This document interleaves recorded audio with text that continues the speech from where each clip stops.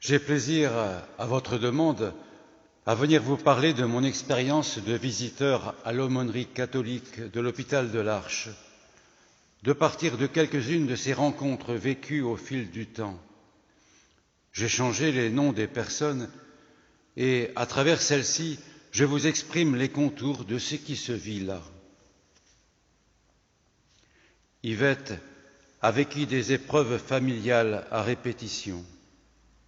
Fuir et abandonner toutes ses relations et se retrouve maintenant à affronter le handicap physique et retrouver de la mobilité. Avant son départ, elle me dit combien nos échanges lui ont fait du bien. En pensant à elle comme à bien d'autres, me revient cette question de l'attitude à avoir dans la rencontre. Il me semble nécessaire d'avoir toujours cette question, sans réponse toute faite, mais qui s'adresse au cœur pour se laisser modeler par ce qui se vit. Dans le même cheminement, ce peut être de redouter les mots à dire et oser les dire. Avec Yvette, comme pour la plupart des rencontres, nous ne parlons pas de religion. Les paroles, les personnes vers qui je vais ont la clé de nos échanges. Je me contente de remettre à l'occasion cette petite carte pour préciser ma démarche. Paul, visiteur de l'aumônerie catholique, je viens vers vous avec un profond respect et discrétion et suis reconnaissant pour votre accueil. Libre de me recevoir ou pas, nos échanges seront ce que vous en souhaitez et suis simplement à votre écoute avec bienveillance. Disponible pour vous, c'est une joie de vous rencontrer et aspire à ce que cela soit partagé. Dans la foi qui porte ma vie et mon engagement, je peux vous assurer de ma prière pour vous chaque jour. Odette a suivi une amputation. Elle est dynamique et croyante. Elle crée du lien autour d'elle. Elle me lance du « Monsieur Paul » à la volée. En cette fin d'après-midi, je rencontre Daniel. Je me dis, en le voyant, qu'il ne va sûrement pas être intéressé par ma visite. Erreur, ne te fie pas aux apparences. Il est bien content de me voir et avons un bel échange. Comme quoi, il faut éviter les a priori. En fin de journée, je ressens comme un rassasiement de toutes les rencontres, non pas une lassitude, mais un besoin de rentrer en moi-même.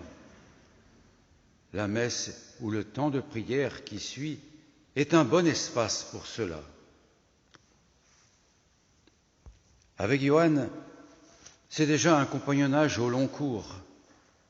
Les hospitalisations peuvent être très longues à l'Arche. Il est très handicapé. Notre relation s'est intensifiée avec le temps et nous vivons un échange spirituel et de prière qui nous nourrit mutuellement. Une belle occasion de rendre grâce à Dieu. François, homme posé et réfléchi, se bat pour retrouver son élocution et ses mots.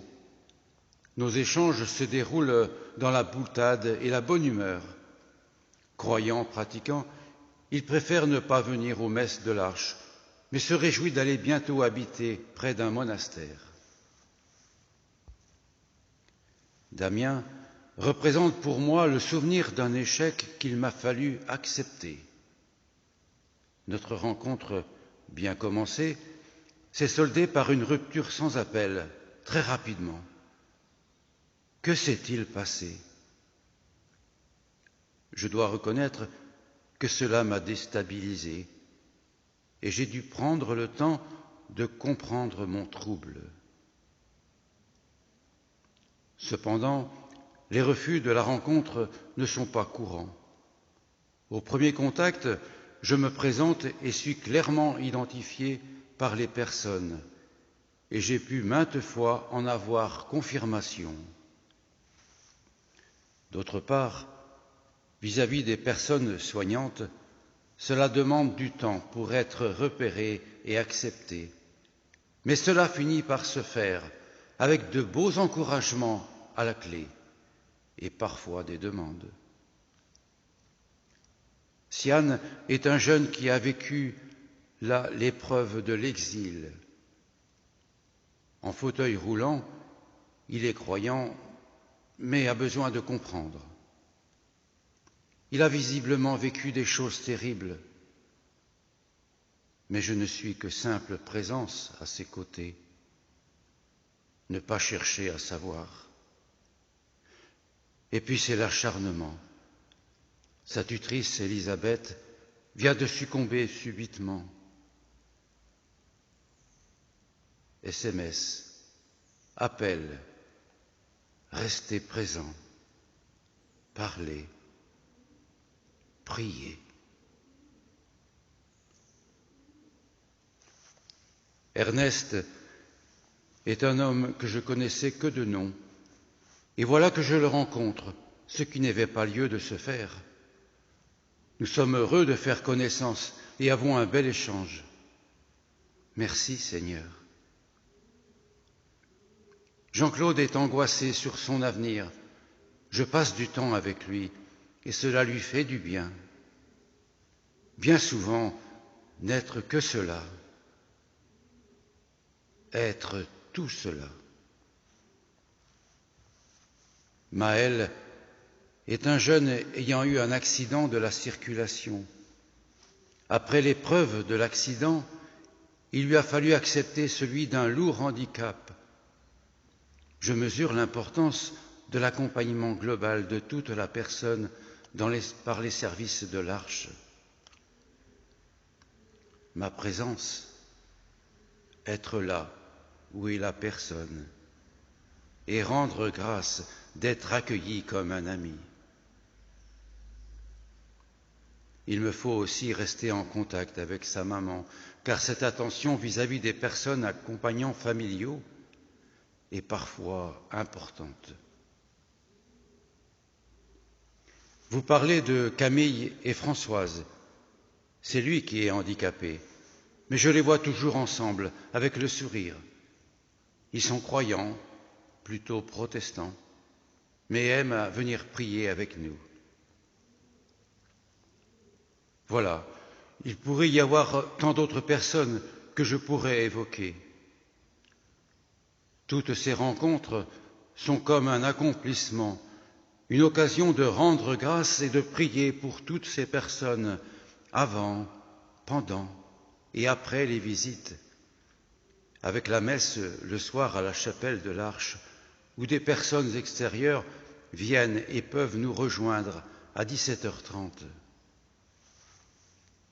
Pour moi, la prière avec ses noms et ses visages chaque jour est respiration, lien, mémoire, partage et aussi repos, grâce demandée et reçue. Cet engagement est né du désir de servir et je suis allé vers ce monde de la santé que je ne connaissais pas. Il participe à l'unité de ma vie. J'y trouve nourriture et accomplissement au cœur de l'intranquillité, où rien n'est acquis, où je me sens appelé à l'humilité.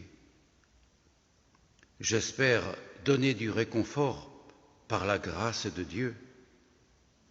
Cela me rend heureux.